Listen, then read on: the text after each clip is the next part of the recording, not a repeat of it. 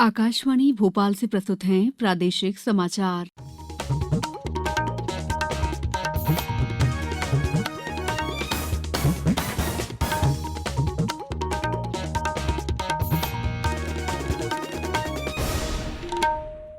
नमस्कार, समाचारों के साथ मैं दीपा सिंह।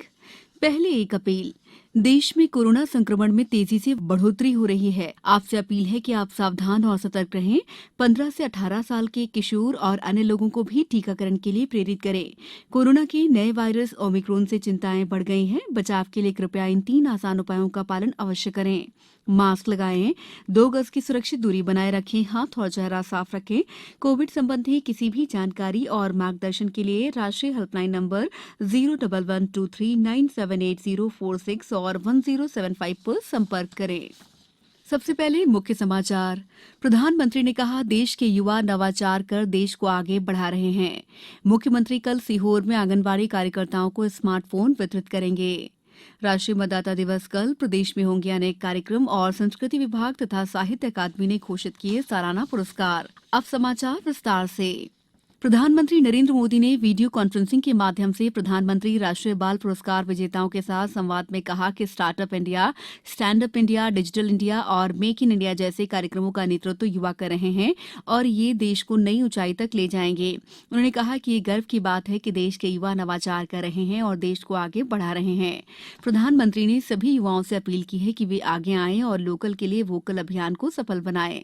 उन्होंने स्वच्छ भारत अभियान की सफलता का श्रेय देश के बच्चों को दिया। श्री मोदी ने कहा कि इन्होंने बाल सैनिक बनकर अपने परिवार को स्वच्छता के लिए प्रेरित किया। प्रधानमंत्री राष्ट्रीय बाल पुरस्कार 5 वर्ष से 15 वर्ष तक की आयु के बच्चों को 6 क्षेत्रों में असाधारण उपलब्धि के लिए दिया जाता है।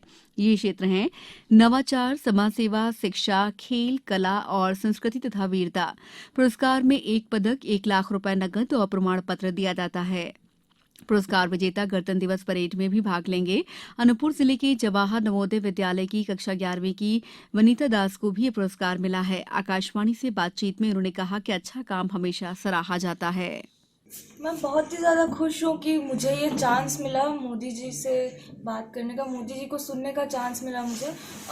इस अवार्ड के लिए मेरा सिलेक्शन हुआ था और उन्होंने मुझे बहुत ज़्यादा मोटिवेट किया है। आज उन्होंने जैसा कि बताया, ये तो बस स्टार्टिंग है, अभी तो और आगे जाना है, अभी और भी ज़्यादा कठिनाई आएंगी जीवन में, उसको पार करना है। और उन्होंने जो सबसे बड़ी बात की कि अभी जो एक्सपेक्टेशंस बढ़ गई हैं सोसाइटी की हमसे, उस एक्सपेक्टेशंस को एज ए बोझ नहीं लेना है, उसको एज ए इंस्पिरेशन लेना है और उस पर काम करना है।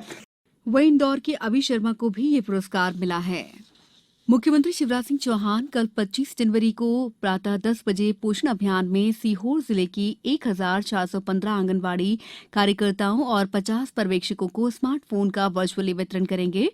स्मार्टफोन से पोषण ट्रैकर एप्लीकेशन का उपयोग कर आंगनबाड़ी कार्यकर्ताओं द्वारा आंगनबाड़ी केंद्रों में दी जाने वाली सेवाओं की दैनिक जानकारी प्रेषित की जाती है। ये जानकारी ब्लॉक, जिला और राज्य स्तर पर साझा की जाती है।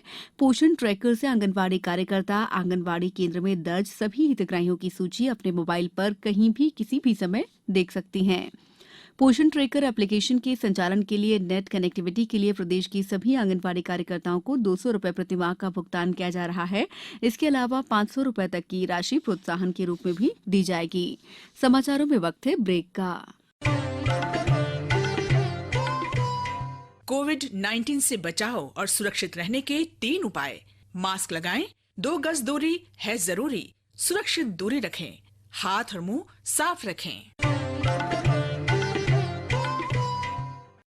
ब्रेक के बाद समाचारों में आपका एक बार फिर स्वागत है। गणतंत्र दिवस की पूर्व संध्या पर राष्ट्रपति रामनाथ कोविंद कल 25 जनवरी को राष्ट्र के नाम संदेश जारी करेंगे। दूरदर्शन नेशनल और आकाशवाणी पर शाम 7 बजे से इसका लाइव प्रसारण किया जाएगा। आकाशवाणी समाचार के news on AIR app, Twitter और फेसबुक प्लेटफॉर्म पर भी राष्ट्रपति का राष्ट्र के नाम संदेश सुना जा सकता है। राष्ट्रपति के राष्ट्र के नाम संदेश के कारण कल शाम के प्रादेशिक समाचार शाम 7 बजे के स्थान पर राष्ट्रपति के संबोधन के तत्काल बाद प्रसारित होंगे। 12वां राष्ट्रीय मतदाता दिवस कल मनाया जाएगा। मतदाता दिवस का इस वर्ष का मुख्य विषय है चुनाव को समावेशी, सुगम और सहभागी बनाना। दिल्ली में इस कार्यक्रम के मुख्य अतिथि उपराष्ट्रपति एम वेंकैया नायडू होंगे। वहीं प्रदेश स्तरीय कार्यक्रम कल भोपाल के Kushabhau Thackeray international convention centre में होगा। कार्यक्रम के मुख्य अतिथि राज्यपाल मंगूभाई पटेल होंगे। समारोह में विभिन्न प्रतियोगिताओं के विजेताओं को सम्मानित किया जाएगा और नए मतदाताओं को मतदाता फोटो पहचान पत्र सौंपे जाएंगे। संस्कृति विभाग द्वारा कल शाम 6:30 बजे रविन्द्र भवन में अलंकरण समारोह और अखिल भारतीय कवि सम्मेलन का आयोजन किया जा रहा है। अलंकरण समारोह में डॉक्टर विनय राजाराम को वर्ष 2019 और मनोज श्रीवास्तव को वर्ष 2020 का राष्ट्रीय कबीर सम्मान, शिव कुमार तिवारी को वर्ष 2019 और डॉक्टर सच्चिदानंद जोशी को वर्ष 2020 का राष्ट्रीय मैथिली शरण गुप्त सम्मान, कैलाश मंडलेकर को वर्ष 2019 और डॉक्टर विजय मनोहर तिवारी को वर्ष 2020 का राष्ट्रीय शरद जोशी सम्मान, सुश्री जाकिया मसदी को वर्ष 2019 और प्रोफेसर अली अहमद फातमी को वर्ष 2020 का राष्ट्रीय इकबाल सम्मान और सत्यनारायण सत्तन को वर्ष 2021 का राष्ट्रीय कवि प्रदीप सम्मान से सम्मानित किया जाएगा। अखिल भारतीय कवि सम्मेलन में प्रदेश और देश के सुप्रसिद्ध कवि अपनी प्रस्तुति देंगे। मध्य प्रदेश साहित्य अकादमी ने भी 2018 और 2019 के लिए प्रदेश की 6 बोलियों के साहित्यिक कृति पुरस्कारों की घोषणा कर दी है। पुरस्कार के रूप में 51,000 रुपए की राशि दी जाती है। उत्तरी इलाकों में बने अलग अलग वेदर सिस्टम के कमजोर पड़ने के साथ हवा का रुख एक बार फिर बदल गया है और प्रदेश एक बार फिर ठंड की गिरफ्त में आ गया है। प्रदेश के विभिन्न इलाकों में पिछले 2-3 दिनों से छाए बादल अब छटने लगे हैं और दिन और रात का पारा एक बार फिर से लुढ़कने लगा है। आज राजधानी समेत ग्वालियर संभाग, सागर संभाग दिन के समय तेज और ठंडी हवाएं चली। इससे दिन के तापमान में गिरावट दर्ज की गई है। मौसम विभाग से मिली जानकारी के मुताबिक आज भोपाल में न्यूनतम तापमान 9.9 डिग्री सेल्सियस रहा, जो सामान्य से कम है। राजधानी में हवाओं की अधिकतम रफ्तार भी 24 किलोमीटर प्रति घंटा तक रही। अब कुछ समाचार संक्षेप में। नीमच कलेक्टर ने ग्राम पंचायत धारडी के ग्राम रोजगार सहायक कालूराम रेगर को कर्तव्य के प्रति लापरवाही और उदासीनता बरतने पर तत्काल प्रभाव से निलंबित कर दिया है। गुना जिले के म्याना अंतर्गत लहरकोटा में आज राष्ट्रीय बालिका दिवस का आयोजन किया गया।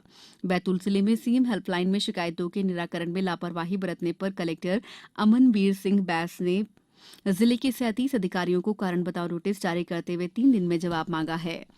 नवीन और नवकरणीय ऊर्जा मंत्री हरदीप सिंह डंग ने मंदसौर में प्रधानमंत्री आवास योजना के अंतर्गत ग्रामीण हितग्राहियों के लिए बधाई संदेश का वाचन आवास चौपाल के दौरान किया। शिवपुरी में आज गणतंत्र दिवस की सभी आवश्यक तैयारियां पूरी कर ली गई हैं। बुलेटिन के अंत में एक अपील, मास्क और 2 गज की दूरी, हाथ धोना भी है जरूरी। नमस्कार।